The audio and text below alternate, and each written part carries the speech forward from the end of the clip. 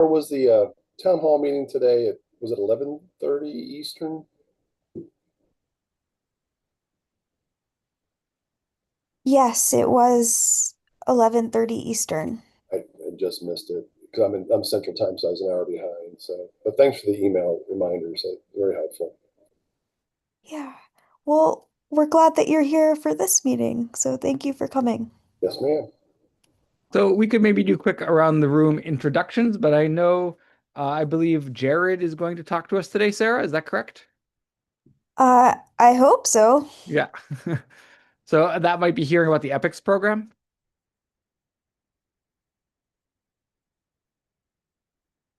So we may have a guest speaker joining in a moment. But I thought we could just check in. So this is the e-NABLE education and the getting started like new chapters conversation. My name's Ian Roy. I sit here at Brandeis University helping run our maker spaces. And I'm particularly interested in both teaching people how to 3D print open source assistive hardware broadly. I think that's a great space for maker spaces, but also in figuring out how to leverage e-NABLE as an educational resource and build e-NABLE prototyping into coursework and classes. But I thought we could do a quick around the room, sort of like who you are, where you're from, and what you're interested in talking about today.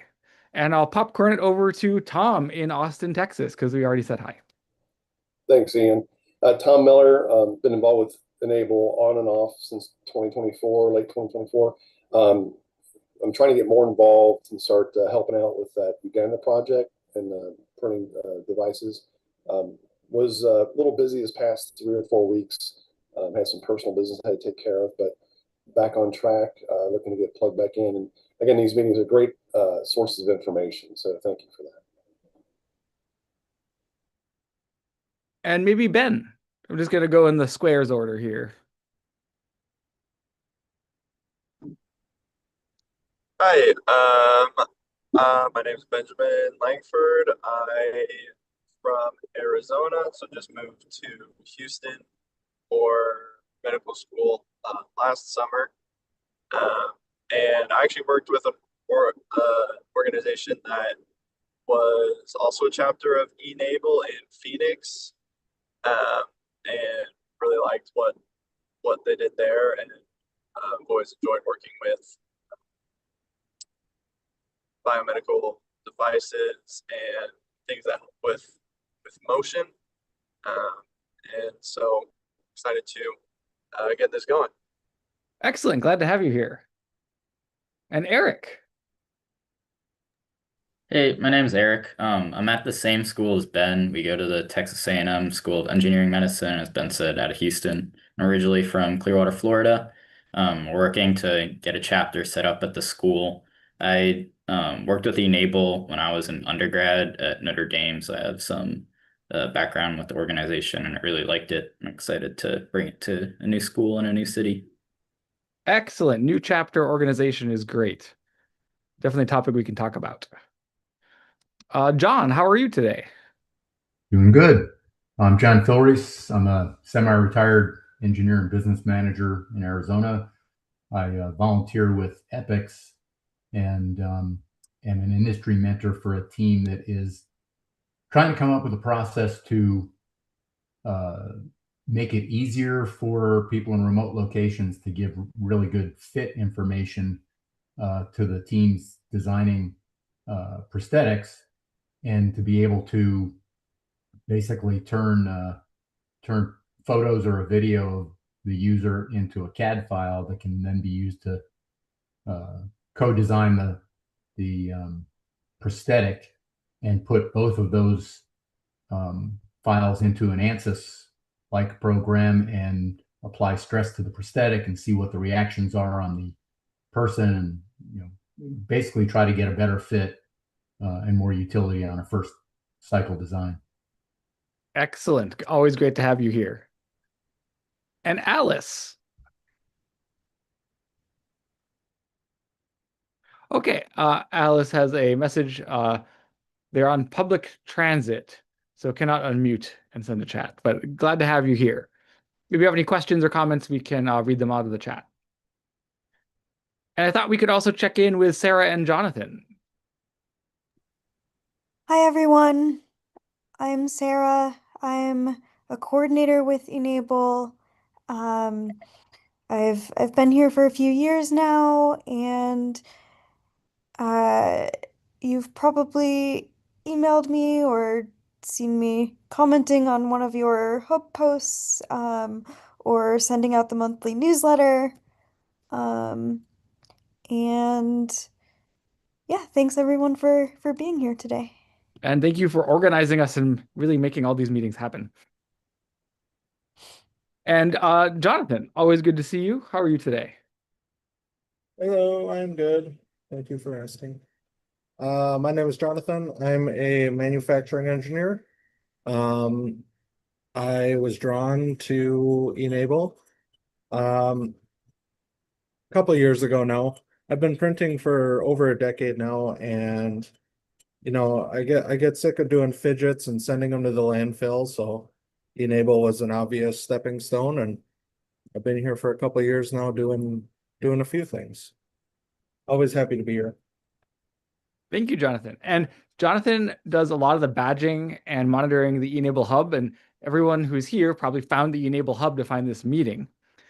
So maybe Jonathan, for this new group from Texas A&M, could you go over the chapter creation process? I know there's some documentation you've made much better on that process. Yeah, so there's a couple badges that you have to do first. You have to make a device. You have to make like an introduction, and typically we advise the chapter leader to do those things. So they get those two prerequisite badges. Then you like form a website or a Facebook group, something to show what you're doing as a group. Submit the badge for it, and then we have a Google form that gives us some of the information, but it's all pretty straightforward in the badge requests link on our page. If you have any questions, though, I'm always around. And I was curious from the Texas A&M group, where are you in this process? Have you assembled your first hand? Are you talking to people and having your first meetings? It's interesting to see where you are from the beginning to like actual prototyping or matching. Yeah, so we've done a couple of things so far. We're at the step of I filled out the form for the chapter application, and then we got our badges. We made the kinetic hand as our first prototype. So the school we go to, they have like a big maker space with a whole bunch of 3D printers and different manufacturing abilities. So we did that I think like around Christmas time actually. And we just been working on the other side with the school and just trying to get various approvals and stuff. But yeah, it was pretty streamlined on this end. So thank you guys for that. Excellent. And how is the interest in your school in doing this? Do you have a lot of students involved? Is it mainly the three of you? Right now we have six officers off the top of my head. Cool. And since we're still working on approvals from the main school, we haven't been recruiting for general members and like different teams. But I've had many classmates come and ask me because our school is we're all engineers, so I think it's Yeah. kind of resonates with a lot of people and engineers in medicine, so doubly so. Super But yeah. cool. And I think there's like a couple things to touch on here that could connect like everyone in the room. So one thing Tom could talk about is the Uganda project, and maybe we could then have John talk about what Epix is doing and how like fit is the trouble. So like I think once you understand the platform and your way in, and you have a group that's ready, the challenge becomes selecting the right device and making it fit the upper limb difference and accomplish an occupational therapy task. And the hardest part about that is matchmaking and finding recipients. So maybe Tom, could you talk us through a little bit about the Uganda project? Yeah, absolutely. So I had lived in Central Africa for 3 years, and then came back to the States, got involved with e-NABLE, and there was a post from a lady, Miss Hugh, out of I believe it's Northern California. I believe it's a university up there, and they're sponsoring creating devices for a great need, over 800 cases in all parts of Uganda. And so they're looking for people to print devices. She's got a list of recipients, and she's got a priority list that if you reach out to her on Discord, and her information requests are out there on our e-NABLE website, and I could possibly find it here too and forward it to you if you're interested. And you can reach out to her, and she can give you a list of priority cases to make the device. And it's a simplified version because in Central Africa, it's hard to get parts. There's no shopping, if you can imagine. You get your major cities, but then many people live out in a very rural bush areas. And so the devices have to be very, very strong and robust. There's cultural stigmas, and so you don't want to do an Iron Man color set. You just want to do basic browns. But I'd be glad to give more information about that. But they have over 800 cases, and if you reach out to her, she can give you a list of priorities. And then I believe Jonathan will help with getting approval for the badging for the device. Yeah, I think that's pretty much the basics there. And there, Jonathan just put the Discord channel so you can join it in the chat. Thank you, Jonathan. And I think the best thing as you're getting your first couple clients for like a school chapter is to make sure the other part is like ask for a client that will give you feedback. Our school has made 15 to 20 devices, and 10 of those went to recipients that we, confirmed they got it, maybe got like a picture and a story of them receiving it, but then never got to like iterate on it and improve the next feature or improve the fit or accomplish a different task. And I think especially in your first 5 clients that you work with, I would try to select clients that are of high need, but that will also work with you on over time to iterate and improve the device or send their next couple devices. What have been strong strategies for trying to source local clients? So do you just primarily use social media, or how do you It's super hard and regional. So especially in the United States, there's the healthcare issue where not all of these are approved by insurance or healthcare or doctor's offices. So I think it's as much finding a client as finding like a healthcare ecosystem the client is already involved in that will also work with you. So an example that we've done is it's really hard for us to go through IRB approval to work directly with humans and animals for research at our university, but we can work for a vet or we can work for a doctor, and then we're working under their protocols. So our client isn't then the recipient, our client is the doctor.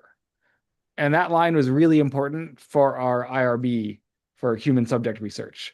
And it's different if it's coming from like the business side of the house, doing like products, than doing like feedback loops on medical devices. So I would make sure that you talk to whoever does human subject research approvals at your university. And sometimes it's different by region. So like if you're working with someone in the United States, it might have a different protocol than if you're shipping something to a different country that has different healthcare rules.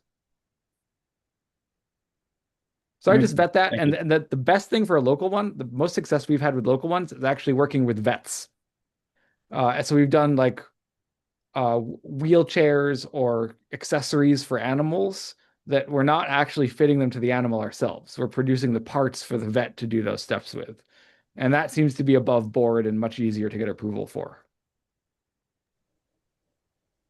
Ian, if I could just add a little bit about the Uganda project. Florence Hugh is out there in Northern California. The devices that you make, in the information that they have a huge database of all the measurements too. And so if people can't afford to ship devices to Uganda, which is pretty cost prohibitive, they've got a way that you can ship them to California. They'll bulk them up and ship them out in groups. And then there's a sponsor at the other end that will get them out to the people. So, and that's nice. That's manufacturing on spec. So there you're not actually interacting back and forth with a person. I would just make sure that your club doesn't get exposed to like a university rule about working with human subjects. And when we put these forward, we try to think through everything. So like you probably have a website at your university that explains it. And I would write up a plan. Like we have a strong feeling of no prototype, no meeting. So before the meeting, having like a plan, and in general with anything like safety or insurance based, I try to be an order of magnitude past what the office that verifies it will ask for. So we want to try to think our way around it beyond any questions they would ask. So they're very comfortable supporting us. And John, maybe we could hear a little bit more about the 3D scanning stuff that you're helping mentor the Epics team with, and if you've heard any of their like way that they're navigating similar university protocols. So, yeah, I was actually, one of the reasons I called in, I wanted to hear what Jared was going to say about Yeah, all the enable so stuff their going on. professor might show up at some point in this meeting. It was said that they would have some stuff to talk about today. We'll see if they show up. Yeah, I'm not really involved in any of the ongoing prosthetics projects on Epics. I had one last semester, so I can't speak to where any of those are. On the CAD project, so this is a first semester project. Understand that university projects under Epics run at a snail's pace compared to what's possible. But with Ian's help, the group has selected some tools, done some experiments, and they're basically going down the path of imaging their own hands and then digitizing that into a wireframe CAD file. And they are going to try to basically get into the same format so that as all the e-NABLE users want to design prosthetics to match up, they can basically make two mating pieces. So far, they've basically run a couple of really basic experiments on an open hand and on a fist, and that's about it so far. It's fairly promising, but they have quite a long ways to go before they have anything they can really build something off, I think. They're aiming towards the end of the semester to have a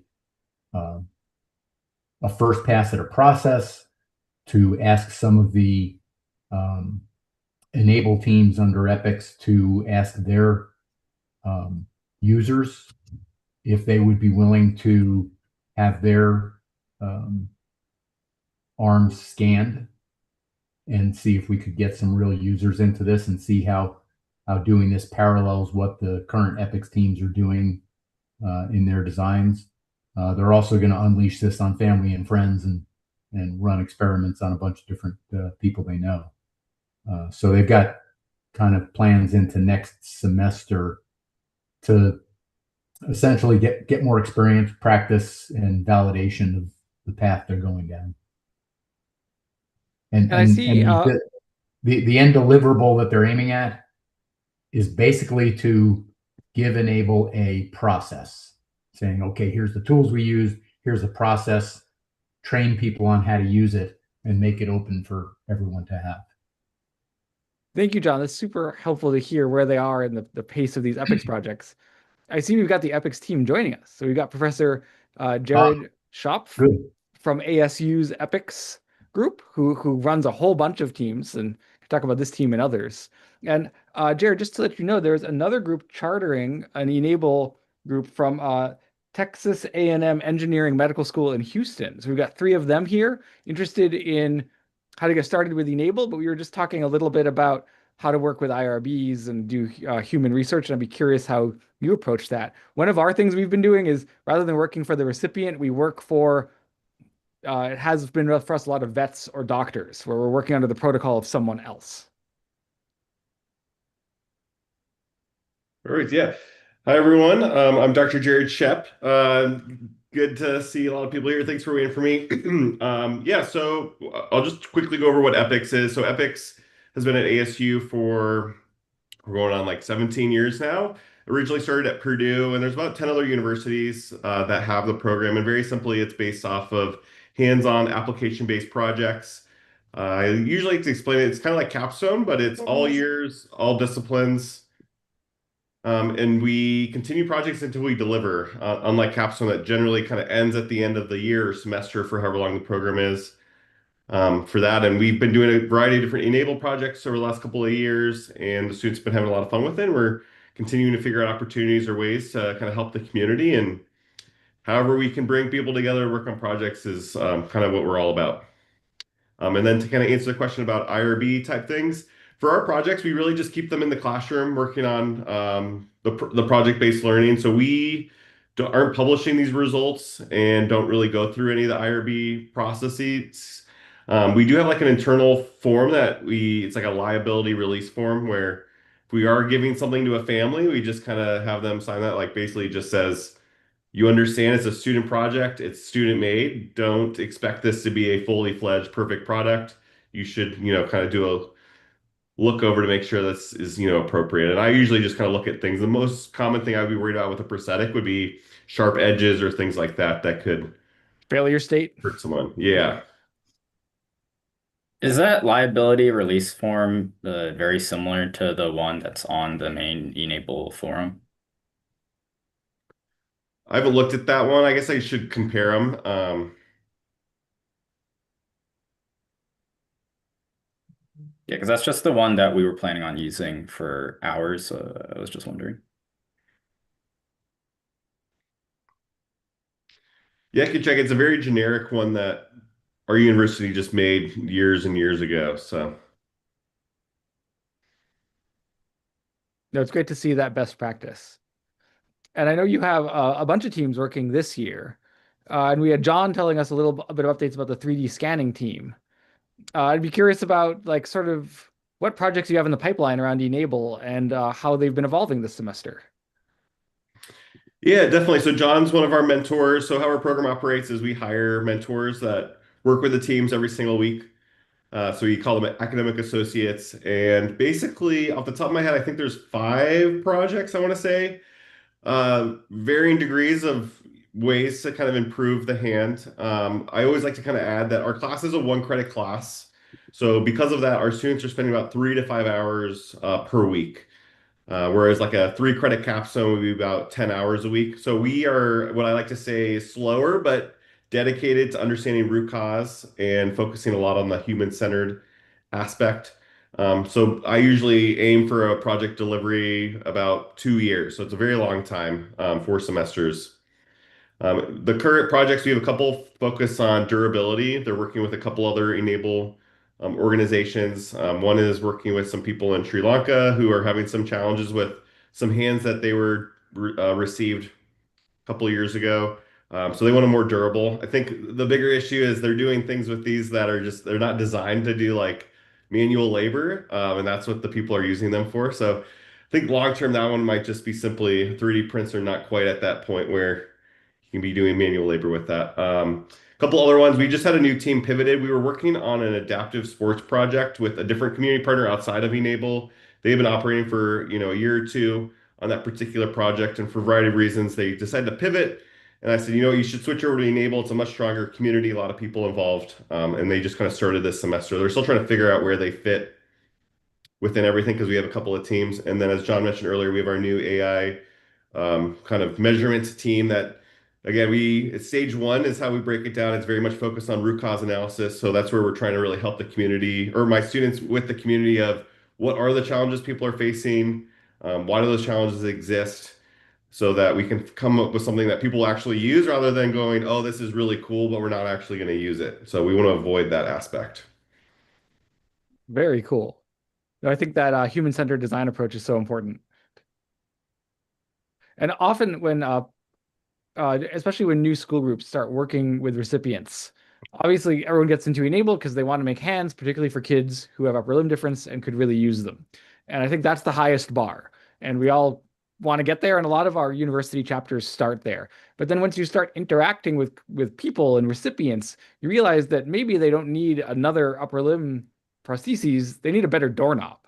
And then it becomes affecting their built environment and the things they encounter and have barriers around that I think becomes a much richer design space to explore.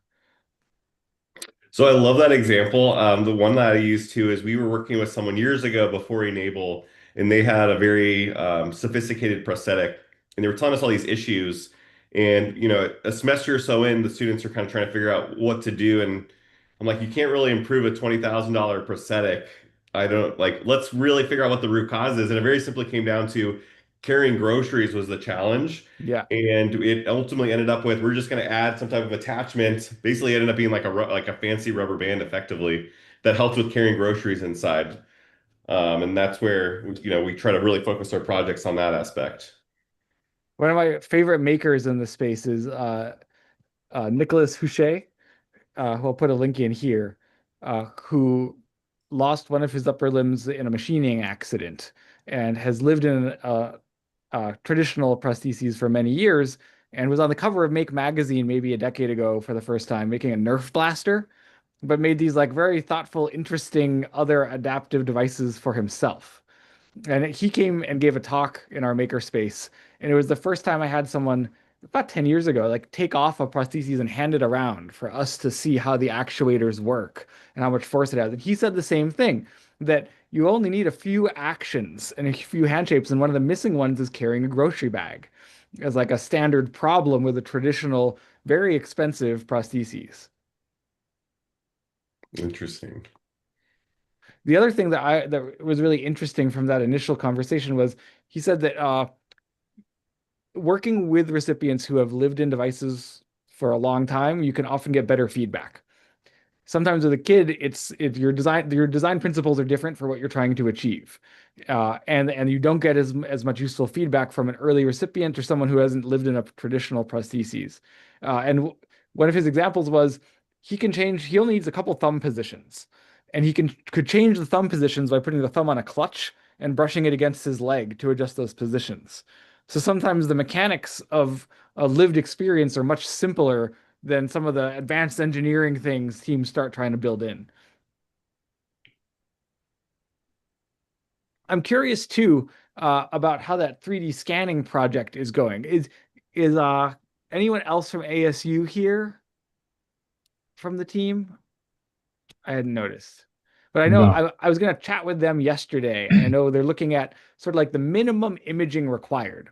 And so for the new team here from Texas A&M, when you fit to an individual, traditionally you would take a couple photos of the upper limb difference next to a ruler and be able to scale from those, or if you're lucky, have more measurements. But if you look at on the hub, one of the traditional methods is several photos. And just from a couple photos, you can overlay those in the CAD tool and sort of design on top of them. But one of the things that this Epics team was investigating was what's the minimum set of photos to create accurate 3D models today? And if anyone's played with some of these like emerging agentic photogrammetry tools, it's amazing what you can do with as little as 3 or 4 photos of an object. And the question is, can we get a better fit out of a smaller data set? And then can we adapt that fit into these locked triangular mesh files in some interesting way? And I'm curious if anyone on this team has been playing with any of these agentic coding tools. They've really changed how we think about what's possible. And I think this is a workflow that's ripe for changing. I mean, we were planning on using like the standard pipeline with just the photos for the first few, but our school is also lucky enough to where we have a 3D scanner, like an infrared 3D scanner, handheld one. Nice. So we were hoping to be able to use that for more sophisticated fits. I guess while we're talking, I am kind of interested to see, has anyone played with using like time of flight sensors on iPhones? I don't know if iPhones and smartphones are available for that, but to see So if that can be used that more that team precisely. was doing some research on that, and they'll report Okay. back tomorrow, and I think they've made some progress. One of the issues is so most modern iPhones and a lot of modern Androids have a LiDAR sensor that does time of flight sensing to get shape. But they're sort of made for scanning like human face scale, and sometimes finger scale is a little too small, marginally possible. I'm not sure what their R&D has shown. I think they elected not to focus on that too much because of the potential lack of a user having an iPhone versus something else. So they're trying to make the scan be as scanner agnostic as possible. So I So don't then think they defaulting did to too much 2D on it. photos as their inputs. Yeah, I think that's probably where they're at, taking a lot of photos, turning it into a full 3D view. Yeah. No, and definitely Texas A&M sounds like you have a structured light scanner. Those are going to definitely have the resolution required, but requires having the scanner and the recipient in the same room, which is sometimes a barrier. Yes, correct. And one of the things I want to check in with the team tomorrow when we talk about is like, can we write our own software? Like, if anyone has played with GPT's Codex or Claude's Claude Code or the Google's anti-gravity tool, they're sort of all similar, where they do agentic coding, where it separates the agent layer from the model layer. The model does the intelligence, the agent gives it hands and feet, and you can control the software on your local machine. We've been having a lot of good results taking triangular meshes or just images and using these agentic tools to translate them into something more manipulatable. Like, I don't think anyone's run this experiment, but could we take some of the e-NABLE files that are currently in STLs or OBJs, maybe a step file if we're lucky, maybe a Fusion file or SolidWorks file if we're lucky, but could we take those and like reinterpret them as OpenSCAD files? We're not just making them parametric, we're making them like fully parametric objects that we could have many variables of adjustment. One of the things you've probably noticed if you've assembled these, they recommend that you start at more than 100% scale, like maybe 150% scale, so they're easier to assemble. But if you're printing your own hardware and you're assembling one of the hands, often the hardware doesn't scale exactly right with the rest of the parts. So you have some hardware versus assembly issues. And I'm wondering if like one of these teams could eventually solve some of that by standardizing the model files into more parametric adjustable files.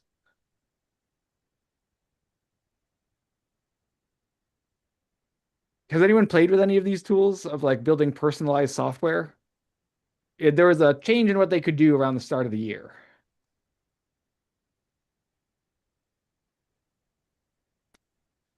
And I often like to discuss things like this with new chapters because everyone wants to make prostheses for humans, which we should always strive for. But sometimes there's like this matchmaking problem, or there's a software workflow, or there's better writing better documentation about how to use the assets that you can solve a lot of other people's problems by contributing that back to the community.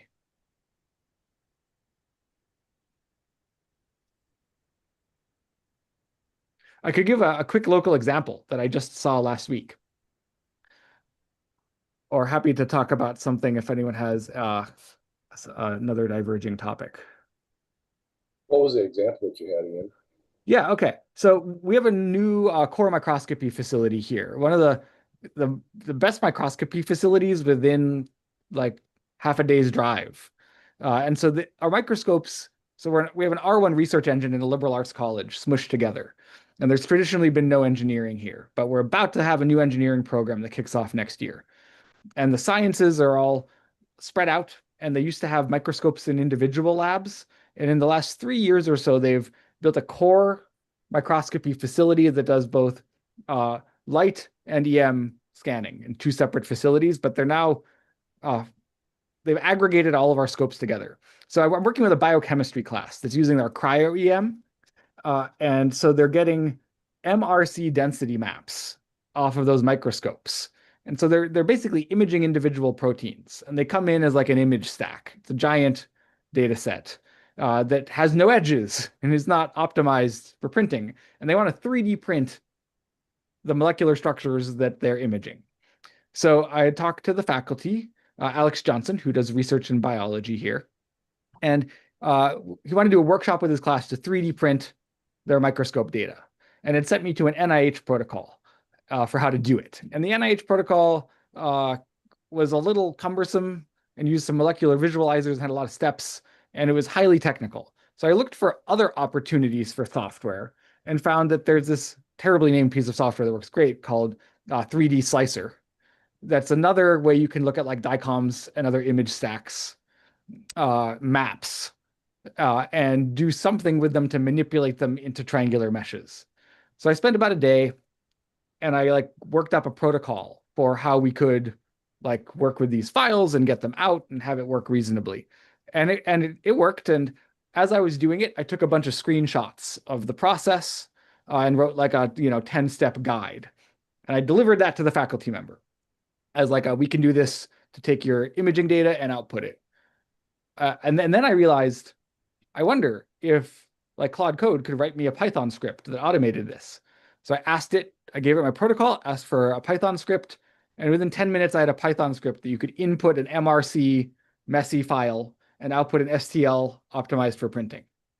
But then I thought like maybe not every biology class like could rely on every student to have Python installed and be able to run that Python script. So then on a whim, I was like, hey, Claude Code, can we architect this as a Mac OS app?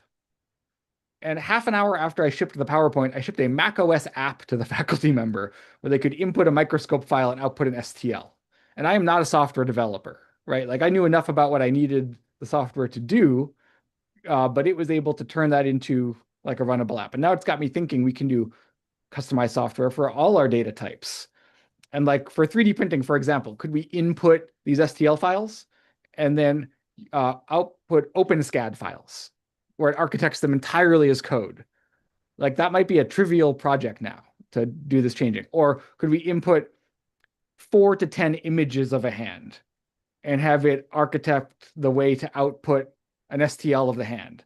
But could we even go further? Could we then have it do some Blender-like automation where we input the e-NABLE file and we input the 3D scan file and it architects a good fit for us?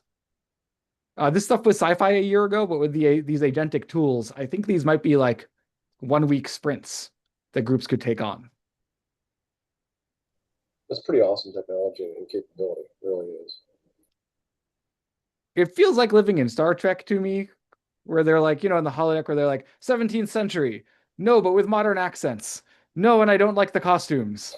And like it sort of designs broken stuff, but if you spend a little bit of time debugging it, you can get really crazy outputs.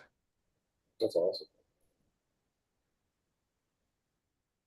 And for forums like this, we may not have a group that is in the know about the specific topic, but the more we discuss these things and more people the word gets out, there's somebody out there that can help out for sure. I'm always curious, do any of the other schools have access to these tools? We're just starting. We're a Google site, so we have Gemini, and we have a Microsoft license, so we have Copilot. And I just taught my first class using Google's anti-gravity tool, which is Google's IDE. And if you're a Google site, you probably have access to it.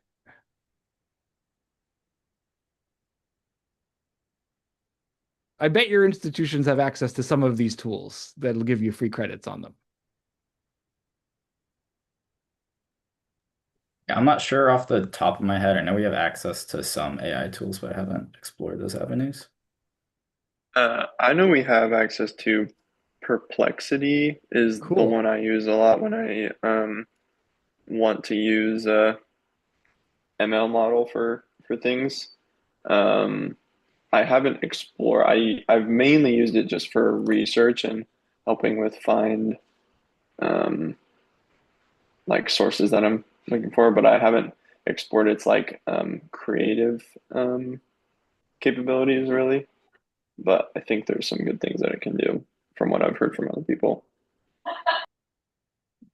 Really interesting to think what may be possible. I think this could be, e-NABLE's had these technical barriers for the last decade that I think a lot are going to unlock in the next year. And a lot of it is because it's an open source community, right? So if anyone's looked on the device catalog, right, there's like 500 derivative devices, and they're all fairly manual to work with.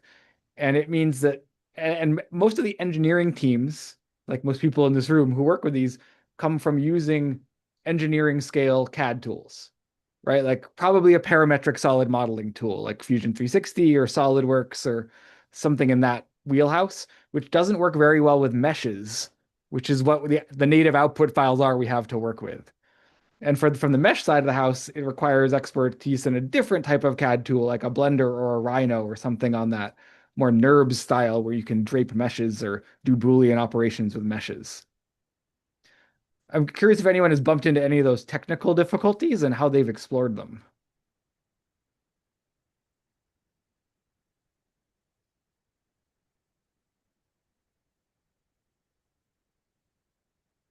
And I guess the other side of that is the CAM side. And Jonathan and I often geek out on these calls about the tools we're using for CAM and like what printers we're using. But it sounds like more and more, especially for e-NABLE, the printing side is relatively turnkey, right? Like once you know the shape you want to make, it's becoming more and more trivial to just get a good part off of the machine. But I'm curious about others' experience in this design and fabrication workflow.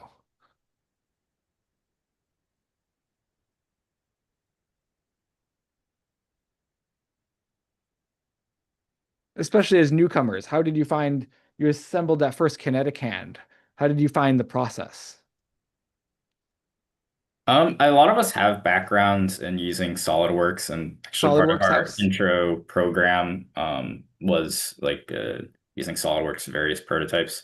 So that part came pretty naturally to us, and then just making sure that um, everything fit and all the friction fits were good. I think honestly the hardest part for the kinetic hand was working with TPU, because The that TPU piece was new knuckles, for what? the TPU knuckles. Yeah, so just trying to use the correct shore hardness of TPU, and then it's a little bit tricky to work with. You don't always get the finest print qualities. So Yep. No, totally. Very different performing TPUs. What type of printers were you on? we have a suite of. The Oh yeah, you can go, Ben. I don't know.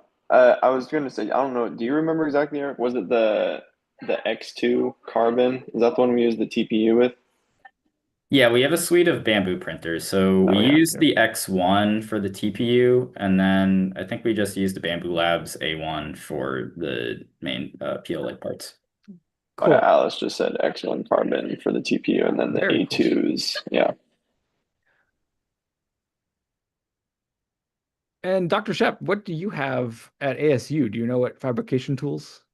Yeah, we have a bunch of Prusas, Yeah. just for most of the simple stuff. And we have some bamboo ones as well. We are mostly a Prusa shop. We in our first year, so I've been running the team that runs the maker spaces here. We're in like our 12th year.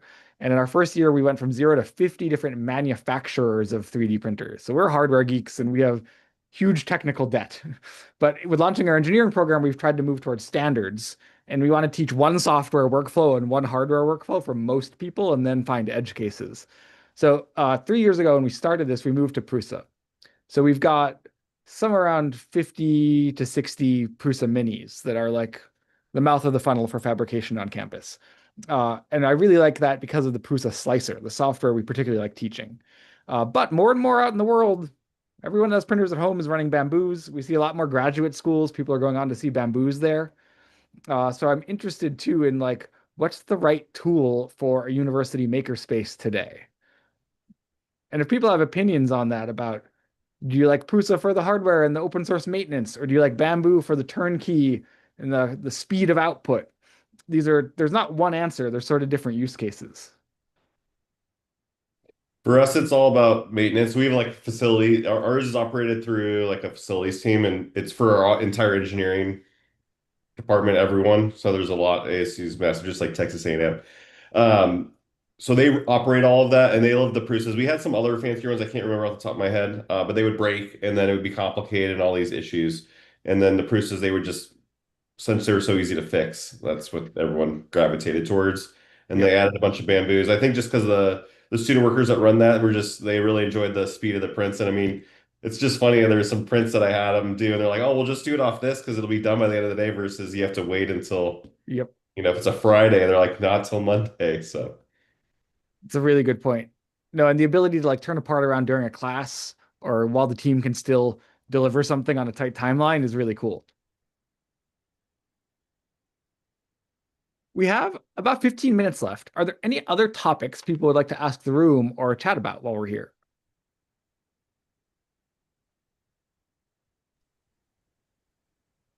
Ian, you mentioned, talking about the hardware in the future. I think the pressure from a snap maker that you won with the multi-head Yeah. printer, we're going to see some changes coming out real soon because there's always a race for the latest and greatest. I think Bamboo has got something in the works. So I would be interested to see what happens here in the next few months. And if there's gonna be a major purchase, maybe hold off until you see what happens. I finally got my U1 and out of the box, You put got it it. together. Yeah, I printed the little dragon and it was done. There was very minimal waste. It was fast. The print was fantastic. Now they've got some hurdles to get through with their software integration. Bamboo, their software hardware is really refined compared to a lot of others. But I think Snapmaker is going to put the pressure on them, have a good price point, and these multi-heads. Yeah, very cool. Yeah, there's sort of been a couple generational changes in the consumer 3D printing world. I think like the MakerBot Replicator 2 was a big jump. The first Bedslinger Prusas was a big jump, and then the move to the Ender series, which a lot of universities standardized on. Then they're sort of neck and neck here with the sort of the Prusa Mini and the Bamboo Mini as current gen. And I think the next gen, I'm sure Jonathan has opinions on this too. But something with the ability to do IDEX or multi-tool head. Jonathan, what do you see as the future here? I really like Bamboo's new technology with the induction heating multi-tool head. I think that's going to be a big thing. It doesn't take up a lot of space, so you're able to have a lot of different tool heads along with the MMU multi-material stuff. Means you can have, 20 some colors or different materials or whatever, and it uses way less waste than previous generations.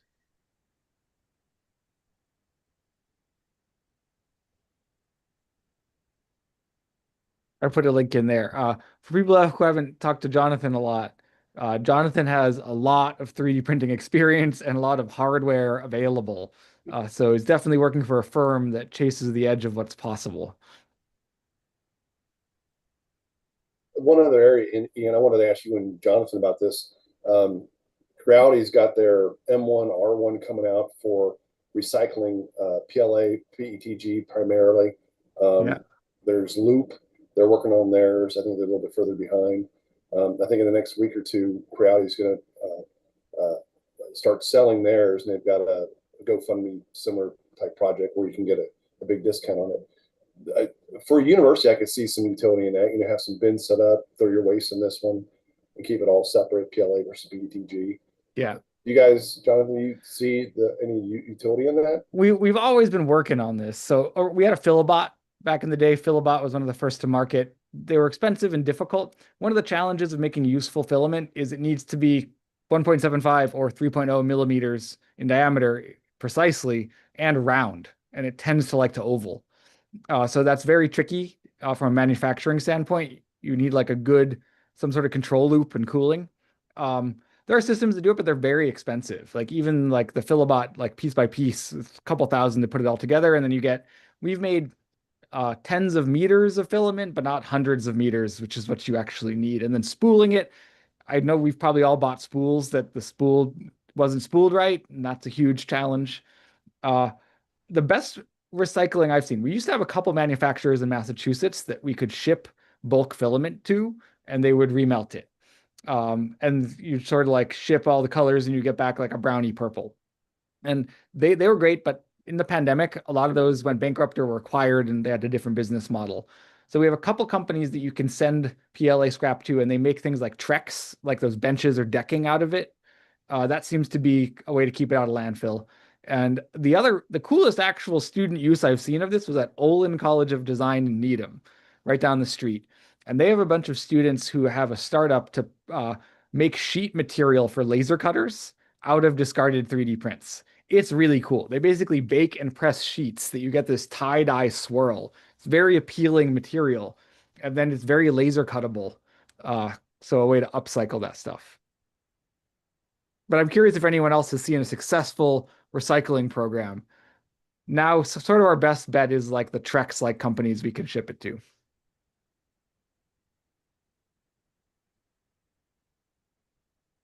I put some links in there to these emerging filament recyclers. I imagine someday we'll have a useful filament recycler. Thanks, Ian. I'd like to know too how to get rid of my spools. Oh yeah, the spools Like I like themselves. these half Yeah. kilogram ones, but you go through them so quickly. It's I got a whole stash of them. You know, the only thing we saved them all. We like never threw one away.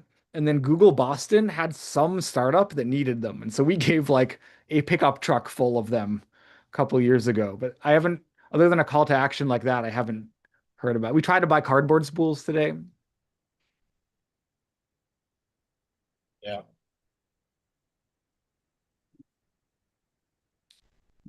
Benjamin, did you have another question while we have a minute or two?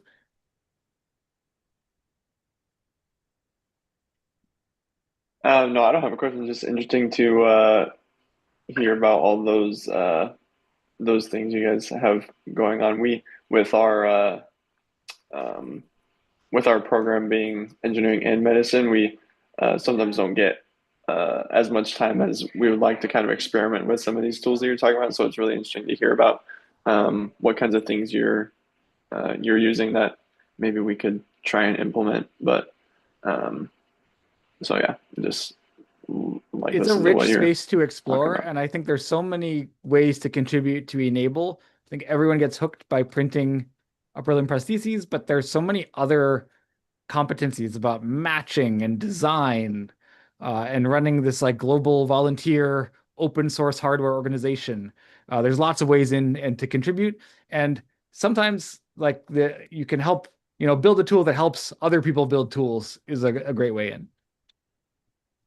So as you go through this process, I'm sure you'll see opportunities for your chapter. And I think driving towards making upper limb prostheses for kids is like a great motivator that you might uncover a rock for another problem while you're going through. And if you do, there's this site called Lumio, where anyone who's a member of the e-NABLE community can suggest a project and get funding to pursue it. So there are like sort of micro to medium grant possibilities for you to assemble a team around. I'll put that link in.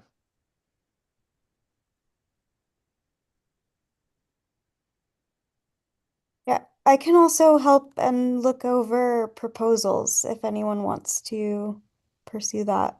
I can help with proposal writing. You can see the past proposals on there. And Sarah, do you know how much is left in the grant funding bucket? I don't. I don't either. It might be on Lumio, but we could bring that up at a town hall too. The other part is this is a great like troubleshooting, getting started, geeking out session for education and new members. But if you're looking for a project or a recipient, the e-NABLE Town Hall is the place to go. So there they run down any request that came through the hub that week that didn't get addressed, and they try to delegate it to someone. And I know, Jonathan, I think you're always there. So you see a lot of those needs. Sarah organizes it and is almost always there. So there's every week there's a rundown where you can find an interesting project, and you can go watch the archive on YouTube over the last couple of weeks if you're interested. Yeah, and one thing I'll just kind of add on the project aspect is we're always collaborating with other universities. So for our EPICS program, we do a lot of joint projects and those type of things for collaboration type stuff. And then I run a summer master's program where I'm always looking for projects. So if anyone ever is having an idea and you don't have teammates, you can kind of run a team within that program. There is time commitment expectations because you have to manage the team if you do it that route versus like a joint project route, if that makes sense. So Ian or Jonathan, if you're like, oh, I have this cool idea and you just want to check in with master students once a week to keep them on, pointed in a direction, I have a bunch that do like a 12-week kind of summer thing. That's very cool. We should talk. I would love to do something with these agentic tools to help with the device catalog, both with having less locked files, but also with customizing them to individual physiology and individual task. Yeah, and it's all master programs within engineering. So we get, and our computer science is within that as well. So we get a little bit of everyone. So we can get a nice multidisciplinary team. That's very cool. Yeah, it takes, we have a big saying at our hackathons, diversity is the solution to complexity, right? It takes all these different domains looking at the problem from different angles. Well, we're just about at time. We'll be back here in another month. Sarah, we have picked the date, right? It's in my email. Yeah, the next education meeting is actually next week on April 2nd at noon because the student who's on break is presenting. So, Cool. is that still okay for you? Works for me. Okay. So we'll be back then. I encourage everyone, if you're looking for an in-between meeting, the town hall is a particularly good state of e-NABLE and seeing what projects are out there.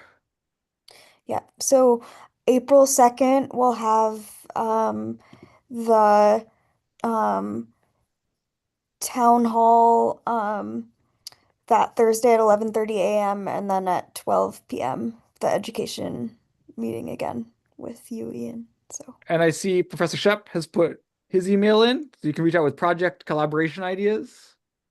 I put my email in. I'm particularly interested in geeking out over technology and troubleshooting. So we're available between meetings as well. But thank you so much for spending the hour with us. Hopefully this helps you find your way in. And if you get stuck in between, you can reach out on the hub or on email. Yeah, thank you guys for all the info, and I'll be joining in on the next town hall. I should be able to make it, so Excellent. Really excited to see what your team makes.